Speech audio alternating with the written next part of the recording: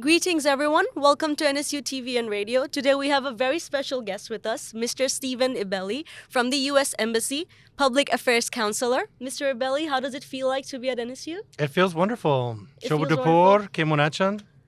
I'm okay. How are you? I'm doing really well. Thank you so much. It's a What was the wonderful campus day. like? Did you like the environment? It's a beautiful campus. When we're walking up and you're looking down, it just looks like a really active square, all the students walking around.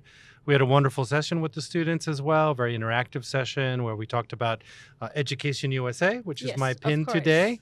And then we talked about opportunities of studying in the United States. And then we talked a little bit about diplomacy in general. Okay. So I have a few questions for you today. Of course. So, in the next 50 years of Bangladesh US relations, what are the areas of collaboration according to you? What areas do you see that we could improve our collaboration in? Yeah, no, we work on that almost every day. That's what we do in diplomacy, is really improving that and strengthening that relationship. We've been involved with Bangladesh for 50 years, since its independence. And we've focused on a number of areas, whether that's education, health, economy. I think what's really interesting is that these days, that the United States is Bangladesh's number one export destination. So number one. And at the same time, the biggest investor, the biggest foreign direct investor in Bangladesh is the United States. And so I think that really shows the strength of the partnership. Obviously, we're working with the interim government and trying to help and improve the lives of Bangladeshis, which we do every single day. If you look at it, just a few weeks ago, we had a very high-level delegation here led by our Treasury Department, our Assistant Secretary for South and Central Asia Affairs as well. And we signed a $200 million extension of $1 billion in the last 5 years Wow. for Bangladesh. So this is $200 million just for this year, where we're working in all kinds of areas: health, education, sanitation, really focus on improving the lives of mothers, of children, of families, and all of Bangladeshis. Okay, we're very grateful for your commitment to Bangladesh. The next question I have for you is, as you know that we just had a revolution, the 5th August Of revolution. course. We just threw out a autocratic government. Yes. And so what would you have to say about the press freedom for this democracy, that this newly formed democracy? Yeah, no, that's something that, is written in our Constitution. Freedom of the press, it's one of our sacred rights that we have in the United States. And so we take that very, very seriously. And we've been promoting press freedom from day one in Bangladesh. And we're very, very happy to see that there is no longer that kind of pressure on folks. And we continue to advocate for that. We saw also, unfortunately, a lot of journalists hurt during the Yes, protests. of course. And some were hurt by protesters. Actually, the majority were hurt by protesters who, were angry about many of the government channels, that were supporting, the government. And so certainly we want to see a free press. We don't want to see a politicized press. We don't want to see a press that really caters to the whims of its own personal agendas or the agendas of its owners, because that's not what press freedom is about. Press freedom is about objectively reporting on issues and looking at all sides: the good, the bad, the ugly side sometimes. We have a couple of journalists that we're sponsoring from Channel 24, and they're going to go to the United States to cover the elections in November.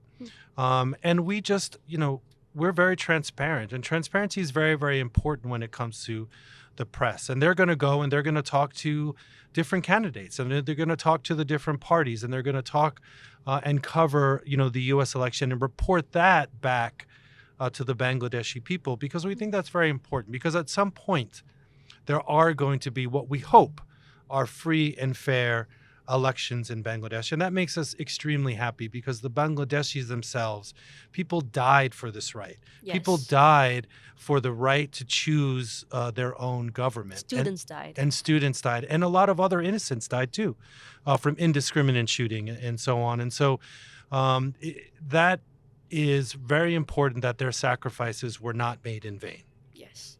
So, since you already mentioned about transparency, we are young journalists here. So, what would your advice be in regards to press freedom for young journalists to hold on to this transparency and accountability of the No, press? that's a great question, and thank you, Charmaine, for that. I think a lot of it comes also from from skills and from looking at how you cover a story, Mhm. that you're multi-sourcing a story, that you're corroborating a story, that you're looking at all of the sides, of an issue, and then you're not also bending to the pressure to write this way or write it in this kind of, and that's a very hard thing.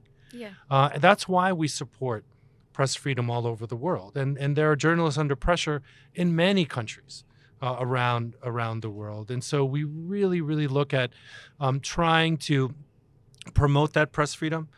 There are international non-government organizations that also promote press freedom that we often partner with as well. Mhm. We do a lot of capacity building. And frankly, this is something that we hope to do more of. Capacity building for journalists. I also have to say that I think journalists, along with everybody, has the responsibility to do fact checking. And we also do capacity building in that area because there's ways to use technology to fact check, whether that's looking at metadata from photos or geolocating, for example. And so, the fact checking is a part of that.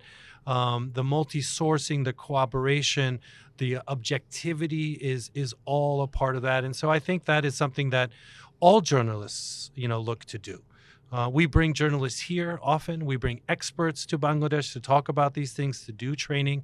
And we really look forward to doing more of that in Bangladesh 2.0. Okay. So thank you for that. And since you just did a seminar on education, I would like to come back to that. I would Sure. like to come back to education. So USA offers a Fullbright Scholarship. Sure. But Uh, there's this notion that only public university students get that scholarship, but no private university students do. No, I don't think that's true. Okay. And, we've had private students, private university students, private school students participate in the Fulbright program. It all has to do with the competitiveness of the application. And many of these applications are very, very compelling. We look at them with a committee. So it's not one person just choosing these applications. It's done by a committee. Often there are multiple levels of evaluations. There's the paper evaluation of the application. Then there's an interview of the application. So we really look forward to more applications from North-South University. We can certainly come here as well. And I'll talk to my staff about coming here and giving presentations on the Fulbright. We travel this country talking about these opportunities. The other thing is to really look at our embassy website. We advertise these opportunities on our website. Really look at the application instructions, because sometimes what we do is we have very compelling applications, but they just haven't followed the instructions, correctly. And so that's also a piece of that. But we really welcome more applications from North-South. Thank you so much. Thank you so much for that. Thank you, audience. Thank you for tuning in with NSU TV and Radio. A special thanks to our special guest. We expect to see him back here again. Onek Donabat. Thank you. Abar Deka Hobe, inshallah. Abar Daka Habe.